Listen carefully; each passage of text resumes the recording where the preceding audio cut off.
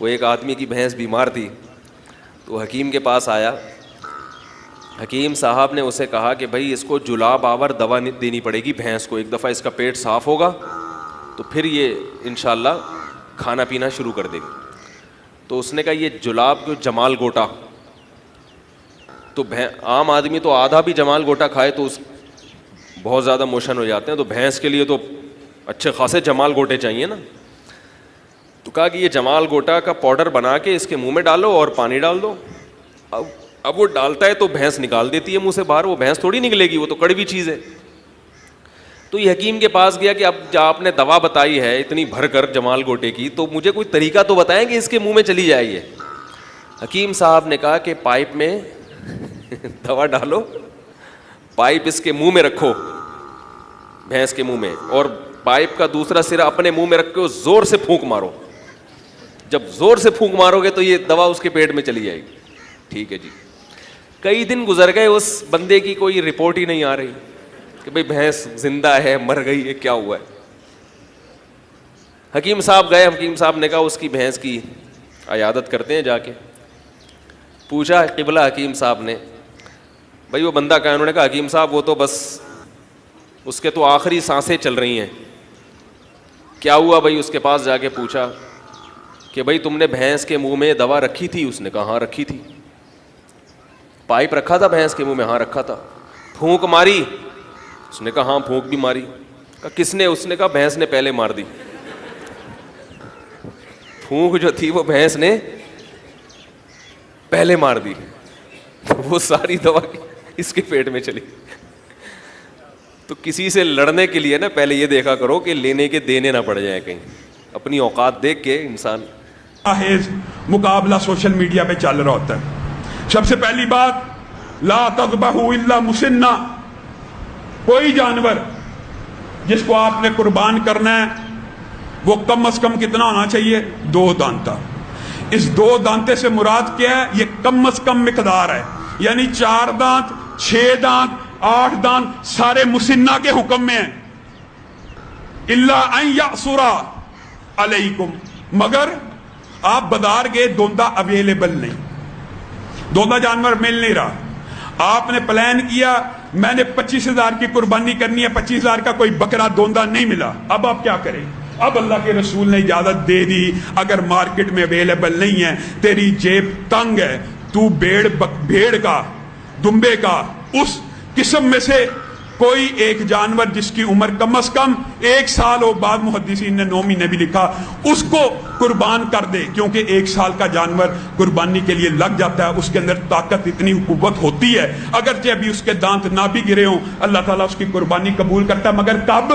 جب تیری جیب اجازت نہ دیتی ہو یا مارکیٹ سے اویلیبل نہ ہو. اگر مارکیٹ میں 2 دانتا اویلیبل ہے, یہ بھی عجیب ٹرینڈ ہے مارکیٹ میں, 2 دانت کا جانور بکرا مل رہا ہے, چھترا مل رہا ہے, ہر چیز مل رہی ہے, ہیرا دمبا 70,000 روپے کا نہیں لگتا, نہیں لگ سکتا. 70,000 کا جانور اویلیبل ہے دوندا. اگر تو صرف اس بنیاد کے اوپر کھیرا 2 دانت سے کم کرنا چاہتا کہ خوبصورت ہے, بڑا ہے, صرف 2 دانت کے جانور کی قربانی ہوگی, اور اس سے اوپر جتنی عمریں ہیں سب کی قربانی جائز ہے. نمبر 1 بات یہ سمجھ لیجیے. نمبر 2 بات, کانا نہ ہو, لنگڑا نہ ہو, اور اتنا کمزور نہ ہو کہ کھڑا ہو تو پتہ لگے ابھی گرا ہے. ان کی قربانیاں نہیں لگتی. جو کان کٹے کا مسئلہ ہے, اگر وہ بہت معمولی سا کٹ ہے وہ جانور لگ جائے گا. اب آئیے اس معرکۃ العراء مسئلے کی طرف, جس کو بلا وجہ اختلافی ایسے شو کیا جا رہا ہے جیسے بڑا کوئی عقیدے کا مسئلہ ہے. یہ کوئی عقیدے کا مسئلہ نہیں ہے, یہ ان مسائل میں سے ہے جس میں اجتہاد ہے, جس میں سے ایک نص کے 2 مطلب نکل سکتے ہیں. اس لیے جو ایک کے قائل ہیں وہ دوسرے کے اوپر تان نہ کریں, جو دوسرے کے قائل ہیں وہ پہلے کے اوپر تان نہ کریں. مسئلہ کیا ہے؟ مسئلہ یہ ہے جی, بھینس جو ہے, بھینس کیا اس کی قربانی لگ جاتی ہے؟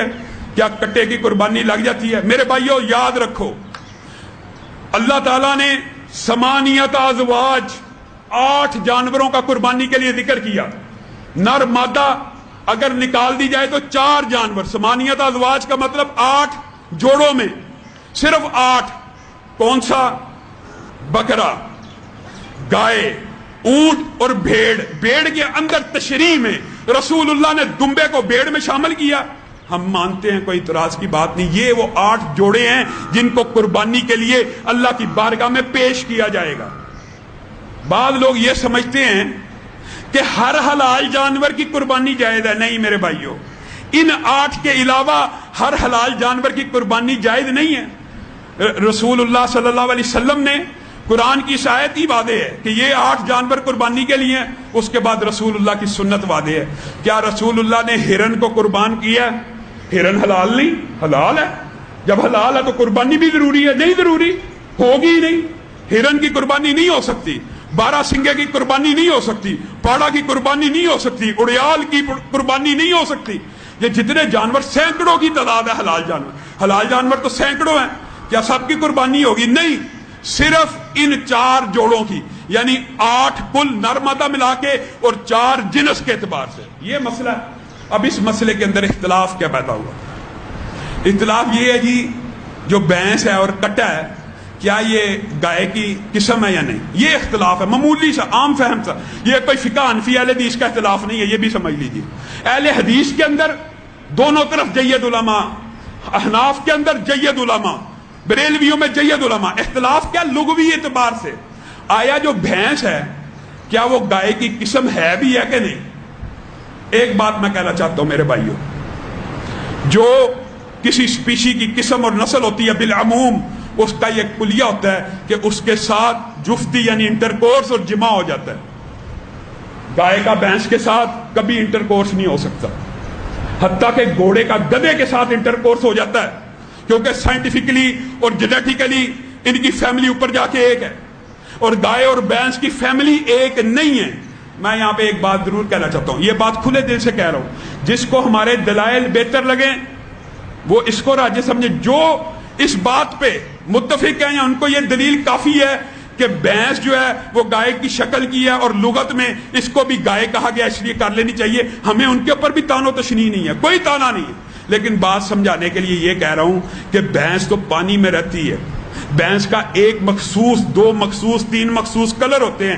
گائے ہر کلر میں ملتی ہے، پانی سے بھاگتی ہے. دونوں قسموں میں آپس میں عادات کا بھی فرق ہے اور آپس میں انٹرکورس بھی نہیں ہو سکتا. بہت سے ساتھی، وہ ساتھی بھی، میں علماء کو تو تان و تشنیع نہیں کرتا لیکن ان ساتھیوں کو ضرور دعوت فکر دیتا ہوں جو کہتے تھے جی کرونا کے اندر سائنس کی رائے حتمی ہونی چاہیے. علماء کو کیا پتا، میڈیکل سائنس کو، وہاں پہ سائنس کی رائے حتمی ہو.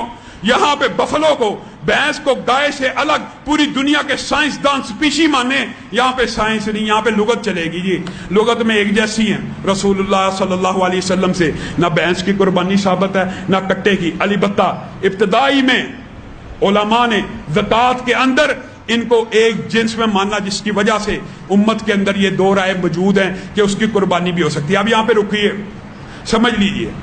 بھینس اور کٹے کی قربانی تب کرنی چاہیے، مثال دے رہا ہوں، بالفرض ان کا موقف مان لیا کہ یہ گائے ہی کی ایک قسم ہے نہیں ہے، لیکن کب کرنی چاہیے؟